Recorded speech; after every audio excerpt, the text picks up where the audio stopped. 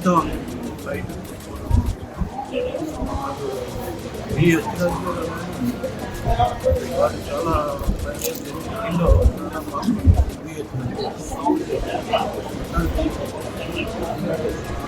సంవత్సరాలు పట్టింది.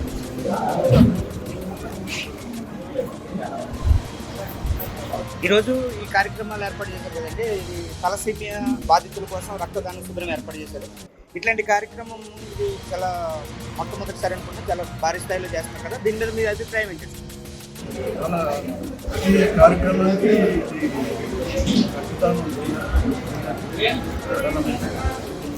సార్, ఇప్పుడు వైఎఫ్సీఏకి నూతన కార్యవర్గం వచ్చింది కదా, ఆ కార్యవర్గం చేస్తున్నటువంటి పనుల పట్ల మీ అభిప్రాయం ఏంటి?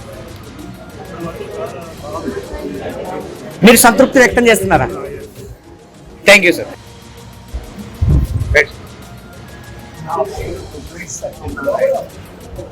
వైఎఫ్సీఐకి ఎక్స్ప్రెస్ అలాగే 1960లో వచ్చాను. 1964లో ఐడీపీఐ ఎంప్లాయీగా వర్క్ చేశాను. సార్, ఇప్పుడు మీ ఆధ్వర్యంలో మీ తర్వాత నూతన కార్యవర్గం వచ్చింది కదా, ఆ కార్యవర్గం చేపడుతున్నటువంటి పనుల పట్ల మీ అభిప్రాయం ఏంటి? చాలా చక్కటి అవగాహనతో, మంచి సౌహృదయంతో, మానవతా దృక్పథంతో ముందుకు వెళ్తున్నారు. వీళ్ళ పని మనస్ఫూర్తిగా అభినందిస్తున్నాను నేను.